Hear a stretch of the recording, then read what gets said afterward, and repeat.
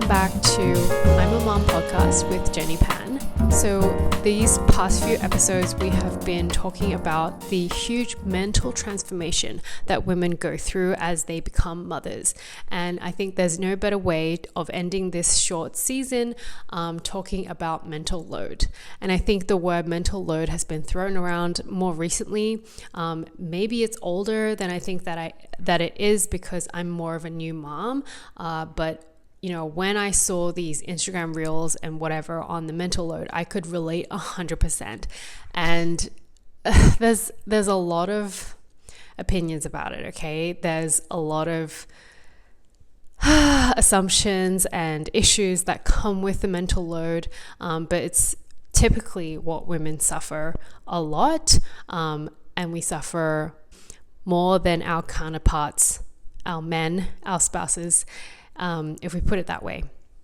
And I just want to kind of reel it back and think about, okay, well, how does it change, like practically on a daily basis? And I just wanted to compare like what was in my mind when I left the house when I was single, unmarried, and whenever I walked out the door, there was only 3 things that I needed. I just thought about phone, keys, wallet. And, I was dressed appropriately, looked at the weather, put a jacket on if it was too cold, and off I went. It was a really quick, simple process. And then once you have kids, once you have these babies who cannot think for themselves and don't know what it is outside and don't know what it's like outside, etc., there is so much more that you think about in your head. And I wrote down a list. And this is just an example of what we think about and what we have to pack whenever we go and visit my in-laws. We go, every couple of weeks, and this is a list currently with 2 kids. So it's better with 1, I think. But this is probably not even the whole list, okay? So wallet, phone, keys, that's like still there.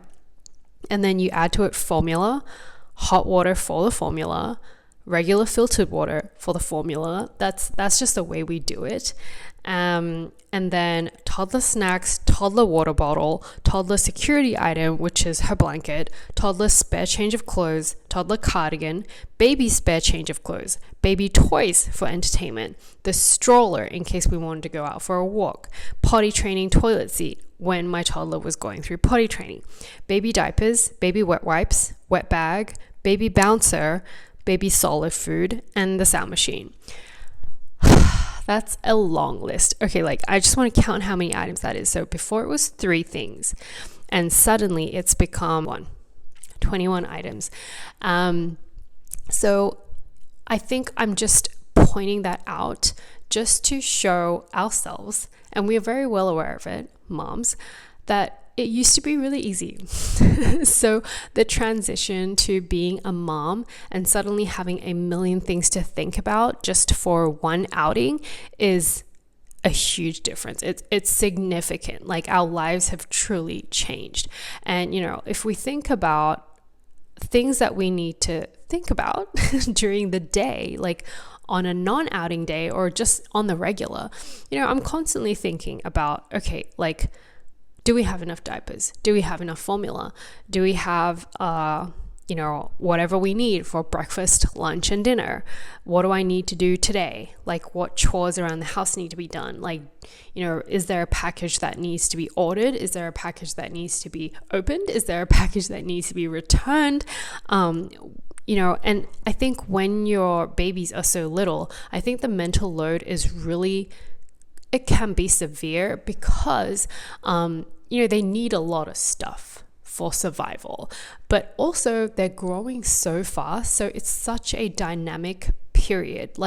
These babies are going through clothes every week, every couple weeks or month. It's different, right? So they grow so quickly in those first couple of months, that first year of their life, that you really have to think about, for me, that was new too. Thinking about, okay, well, she's not fitting into her summer clothes anymore. And now the weather has changed to fall. What do I have to get? Long sleeve tops and long sleeve bottoms and a new jacket. So it's like you have to think about like all these new clothes you need to buy, what type of clothes you need to buy, and different sizes, because they're constantly changing their sizes. So of course, the house needs cleaning and, all of the appointments. Like there are a ton of pediatric appointments in that first year. And I had no idea that that was the case. And I don't know what it's like in other countries, but America, I feel like, is a lot, like medically, like a lot of appointments, a lot of drugs, a lot of vaccines. And, if you send your kid to daycare or some kind of, public school type thing, then here, like there are laws around you have to get the flu vaccine every year or whatever. Otherwise, your kid is not allowed to continue on at the daycare. Like that was the case for us when we had our girls in daycare. So back to the point that I'm trying to make, there is so much more thinking. There is so much more activity in the brain for us women, especially the moms, when we have children. And I think that I just want to take a minute to acknowledge that, okay? Like we were living really easy, smooth, simple lives before in terms of thinking about, what we need, because it was just one person. And now it's like another new person who is very small and very needy and very dependent on us to think about things on their behalf to survive. So it's a lot, it's a big change. And I think we need to just sometimes take a minute to look at, like this is quite a season.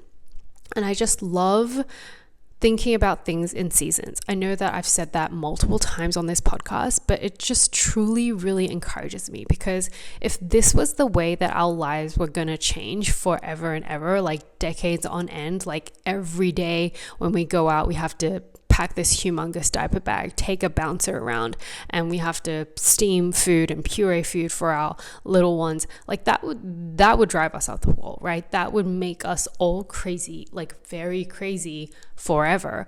But at least it's just a season.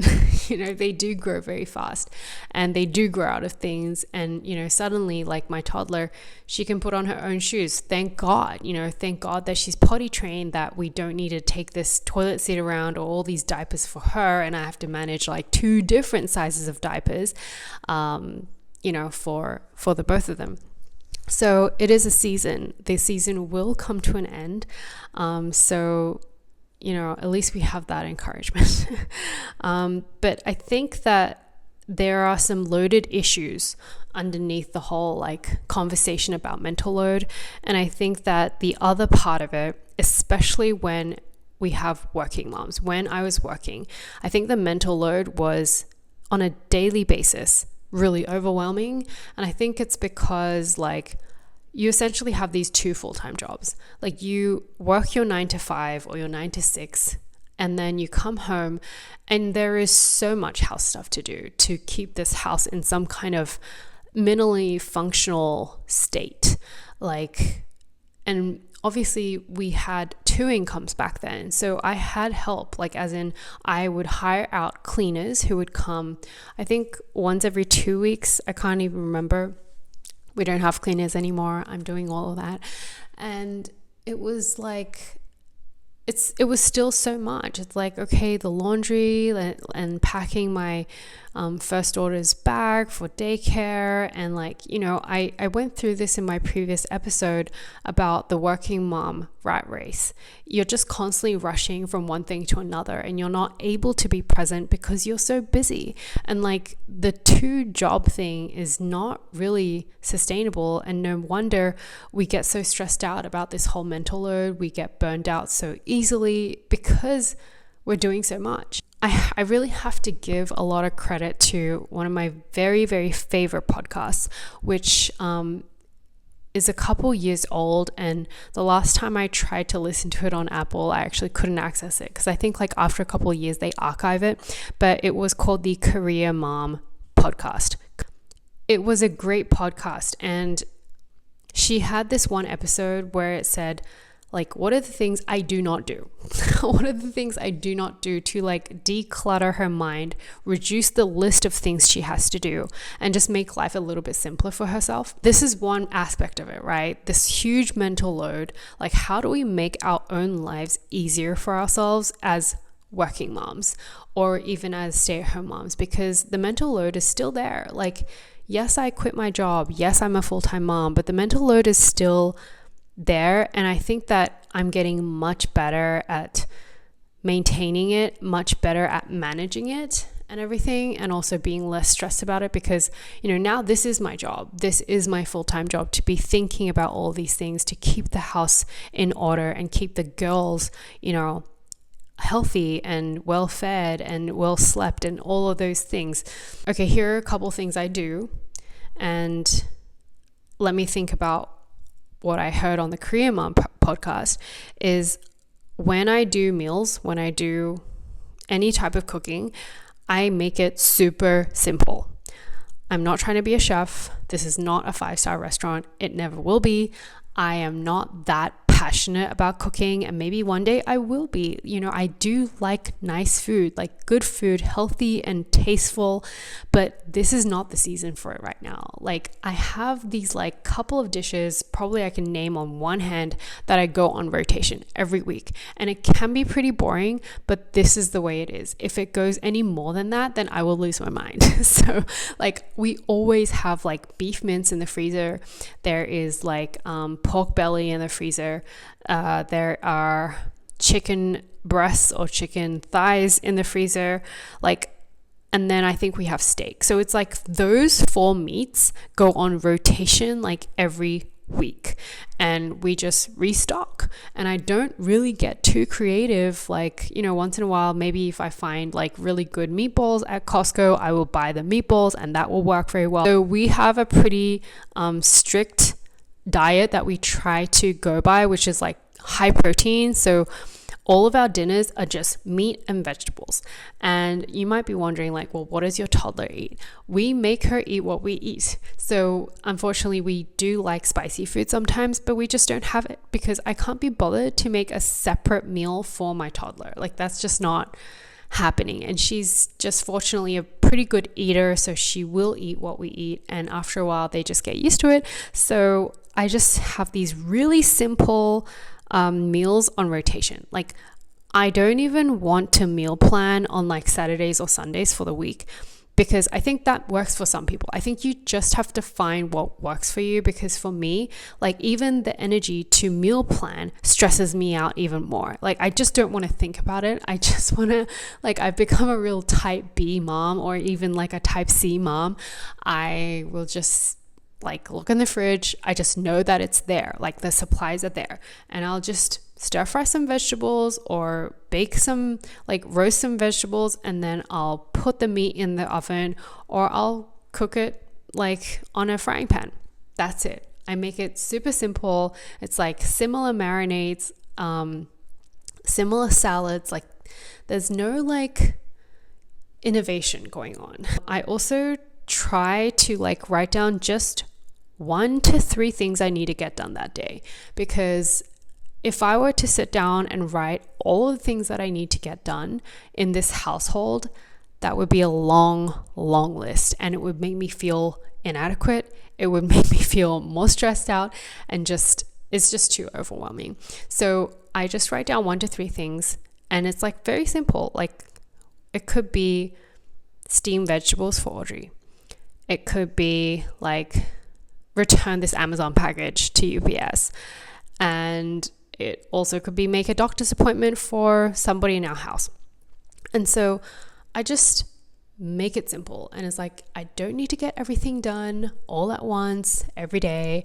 I just need to like eat at this mountain, like little by little. And eventually the mountain will get smaller. So that's how I manage like the overwhelm. Some technology really saves me. Like, I am a huge fan, and not a soul has sponsored this video yet.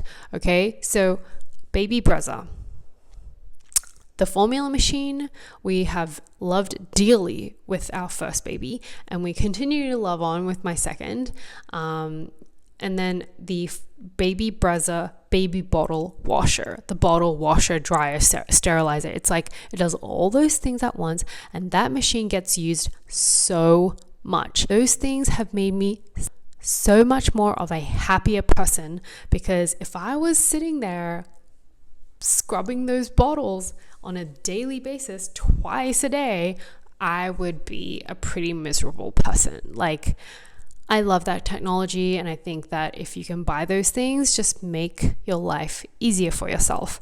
So just some technology items that just really help me. It's like, instead of hiring a cleaner, you have these machines that do all these wonderful things for you. In terms of cleaning, I just clean a little piece at a time. Like, it's very disjointed, but like on one day, I'll just vacuum half of the first floor, whatever I can get done when somebody's having a nap. And on another day, I might be scrubbing 1 or 2 toilets, and then on another day, I'll just be cleaning one of the sinks. And it's kind of just like, at the end of a week, the house looks all right. It's messy again, because obviously these kids are like throwing food on the floor or dropping food on the floor, and all the toys are everywhere all of the time. But like, just a little bit at a time, I think that really takes the pressure off. And then, back when I was working, I don't do this anymore, is I would order a lot of the groceries online. And this is also what Career Mom mentioned in her podcast. Her name is also Jenny. I forget her last name. But I will link in the description her Instagram. I think she's brilliant. I am really sad that she didn't continue on her podcast. But yeah, just order the groceries, because it's just like, you just sit there, your time is so precious, you've already worked 8 or 9 hours a day, and weekends are so precious, and you want them to be like having fun with your kids.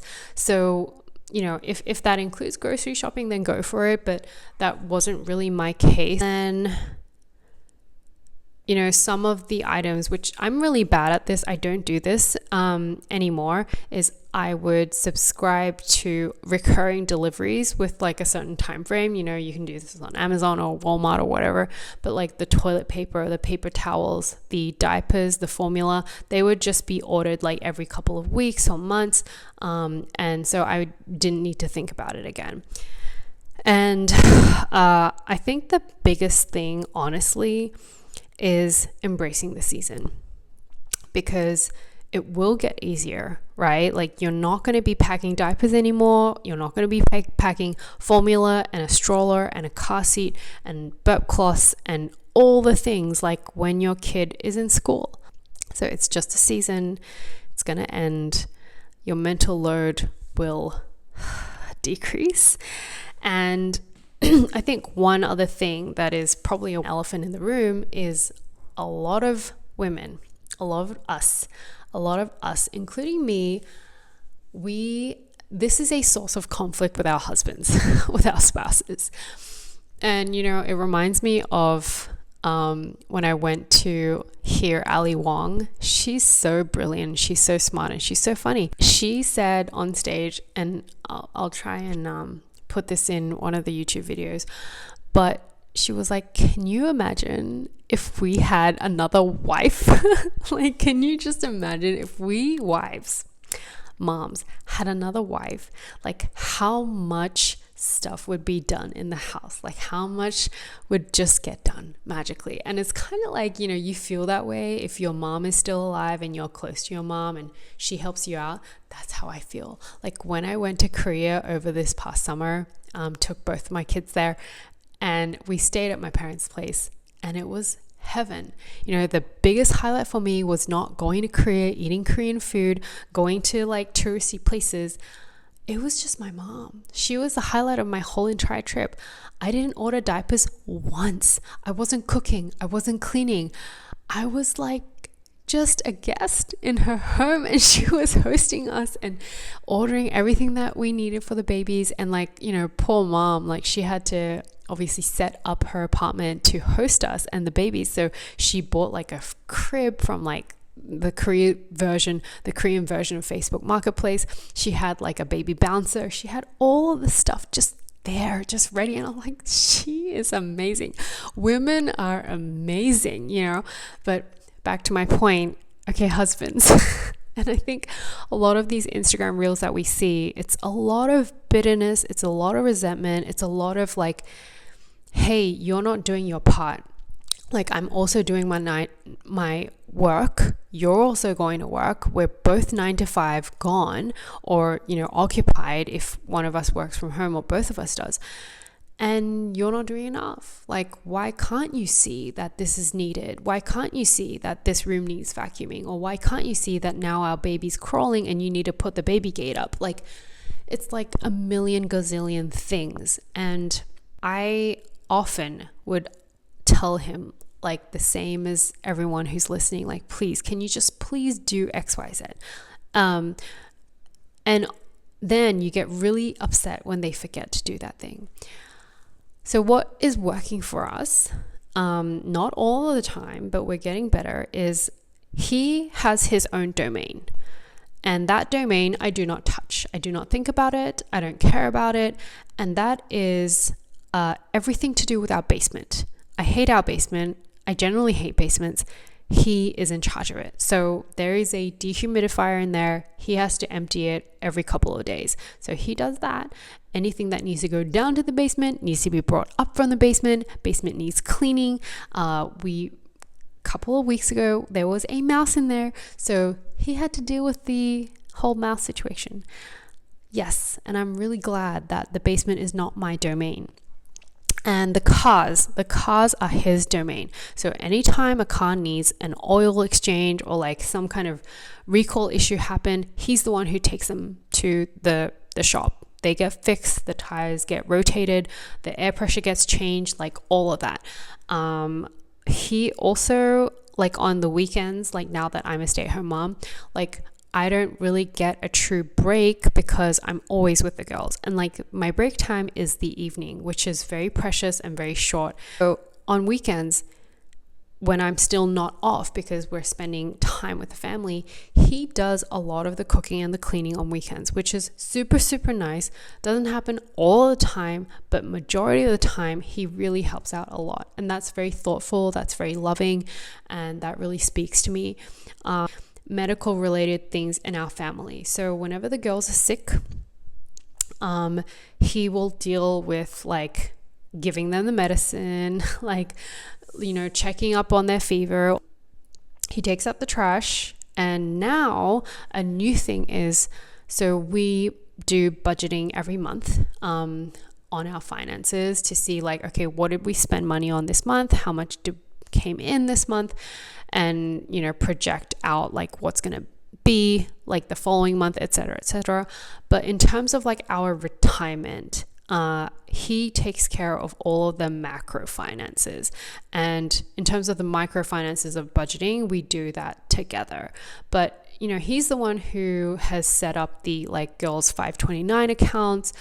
He manages his own retirement accounts, and he's like got a pulse on that and like, okay, where are we going to change our investments? And then, you know, the brokerage accounts for the girls. And this may sound a little crazy to you, like, okay, like how come you guys have 529s? How come you set up a brokerage account?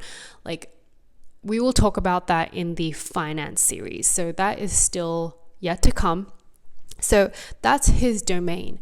And I honestly don't know if like there is a true 50-50. And like, what does that look like? I'm not really sure. And every time, you know, I get a bit burnt out, like obviously we have a conversation and then we kind of resolve that one way or another. But I also was looking at this whole mental load issue on YouTube, and there is a lady, her name is Suzanne Venker. I've never heard of her before, but I watched a video. It's very long. It's over an hour, that she has with a Scandinavian, I think she's Norwegian, psychiatrist. So she's a doctor. And they talk about this whole mental load thing. And they talk about like what is the root of this mental load issue? And it was really interesting. It was really interesting to me. I'm still kind of soaking it in. It is not something I think a lot of women would like to hear, to be honest with you. But basically, she says, in a nutshell, and you can go and look at this video yourself. I will link it down below in this YouTube video, and in the show notes for the podcast. She says that the 50-50 thing, or any sharing of the load of the chores in the house, or I guess the mental thinking, it will never be enough. And the example that they use is that this doctor, I think her name is Dr. Spear, Spier, Hannah Spear, and she says that in Scandinavian countries like Denmark, Norway, Sweden, they are the kind of poster child, right, of an egalitarian society where men and women are truly, as equal as they can be. And like, they're very progressive on that matter, more than anybody else. And, she's saying, listen, like, Norwegian men do laundry more than any other men of any other country in the world. They do a lot more, and they have a lot more paternity leave, and there's a lot more benefits that and support that they receive from the government and from each other as man and wife. And she said, you would be surprised because even despite the amount of work and the sharing of the mental load that Scandinavian men take on, women in those countries are still complaining. They are still unhappy. They are still, a lot of mental issues, anxiety, depression, all that kind of stuff. And so they kind of have this really long conversation. And she was like, okay, well, if that is the case, if men really do take on exactly 50%, like it's really equal, like 50-50 between man and wife on this mental load, on the chores, on the burden of raising children, well, what's the problem then? If that's the result and we're still not happy. And basically Susan Vanker is saying that men and women are wired very differently. And, women are very good at multitasking. We are unable to switch our brain off when we finish work and we come home and we see that our nest is like not in order and not functional. And we're better at detail, we're better at planning, and men are not. And so the kind of conclusion she comes to is like, okay, if women want to not deal with the stress of this mental load, especially referring to women who are working full time, she's like, number one, they got to just be like the men, be exactly like the men, rewire ourselves, like come home, chill, don't care, just like look at the mess, look at how this is not there and the food is not like fully stocked up in the pantry and like meals are not planned or whatever. Just don't care about it, just chill. So that's one of her solutions. And then the second solution is, well, if you can't chill and you're like dealing with all these issues in your mind and getting very stressed out, very burnt out, then something needs to give. Like she says that it's like common sense and practicality to think that you can have a full-time job and then a full-time job when you come home. So typically 2 full-time jobs. That's going to kill everybody. Like, man or woman, that's a really hard thing. So she's like, take a break from work because, you can't really take a break from your children. So yeah, just something needs to give, like quit your job, stay with the kids, be a stay-at-home mom for a couple of years in this difficult season, and then go back.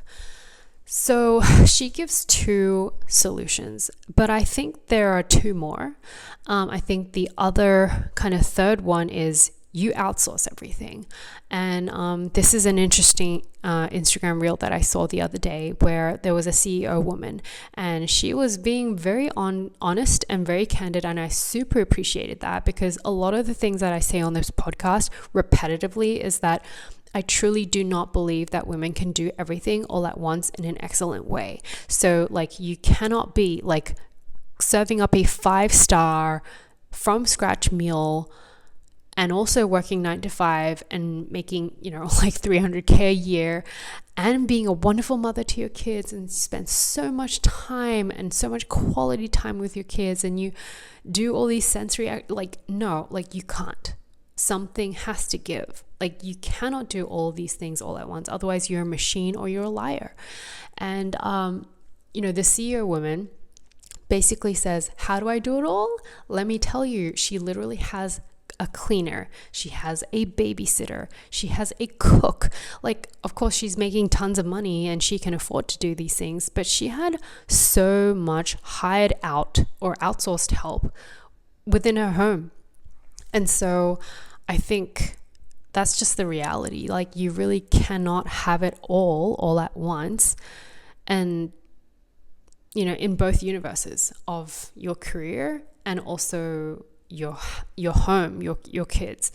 And most of us were doing it already by sending our kid to daycare. We outsource the care of our children to a company, a group of people who are hired to take care of your children.